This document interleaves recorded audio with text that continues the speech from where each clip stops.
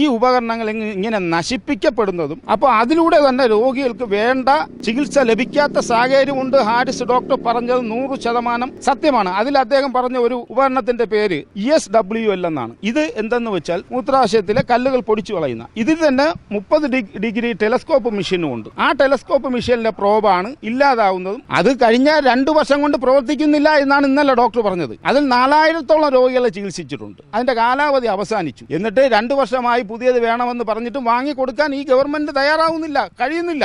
ആശുപത്രി വികസന സമിതിയോട് പറഞ്ഞു, സൂപ്പറിനോട് പറഞ്ഞു. എന്നിട്ട് ഇപ്പോൾ പറയുന്നത് ഈ ഡോക്ടർ ആരോടും പരാതിപ്പെട്ടില്ല, കത്ത് നൽകിയിട്ടില്ല എന്നൊക്കെയാണ് കഴിഞ്ഞ റിപ്പോർട്ട് വന്നത്. അപ്പോൾ മന്ത്രിയുടെ താല്പര്യം അനുസരിച്ച് റിപ്പോർട്ട് തയ്യാറാക്കിയ 4-അംഗ സംഘം. ഈ സംഘത്തിന്റെ റിപ്പോർട്ടിന് യാതൊരു പ്രസക്തിയും ഇല്ല എന്ന് മാത്രവുമല്ല, മന്ത്രിക്കും ഗവൺമെന്റിനെയും വെള്ളപൂശുന്ന തരത്തിൽ ഒരു ന്യായം പൊതുസമൂഹത്തോട് പറഞ്ഞ് രോഗികൾക്ക് നീതി വാങ്ങിക്കൊടുത്ത ഒരു ഡോക്ടറെ ഭീഷണിപ്പെടുത്തുകയോ അല്ലെങ്കിൽ അദ്ദേഹത്തിനെ അവസാനിപ്പിക്കുന്നതിന് വേണ്ടി, അദ്ദേഹത്തെ നിശബ്ദനാക്കുന്നതിന് വേണ്ടിയോ കരുതി കൂട്ടിയുള്ള ഒരു റിപ്പോർട്ടാണ്. അദ്ദേഹം പറഞ്ഞ യാഥാർത്ഥ്യങ്ങൾ മനസ്സിലാക്കി ഗവൺമെന്റും മന്ത്രിയും അന്ന് പറഞ്ഞത് ഞങ്ങൾ മാറ്റം വരുത്തും, സിസ്റ്റത്തിന്റെ തകരാറെന്ന് പറഞ്ഞു. അപ്പോൾ ഇപ്പോൾ ആ സിസ്റ്റത്തിന്റെ തകരാറല്ലെന്നും അദ്ദേഹം മനഃപൂർവ്വം ഓപ്പറേഷൻ നടത്താതിരുന്നുവെന്നും സ്ഥാപിക്കുന്നതിന് വേണ്ടി അടുത്ത് നിൽക്കുന്ന ആൾക്കാരുടെ ഒരു സംഘം ഉണ്ടാക്കി, കമ്മീഷൻ ഉണ്ടാക്കി ഇദ്ദേഹത്തെ ക്രൂശിക്കുകയും മേലിൽ ഒരു ഉദ്യോഗസ്ഥനും ഇത്തരത്തിൽ ആവർത്തിക്കരുന്ന താക്കീതാണ് അവിടെ കൊടുക്കുന്നത്.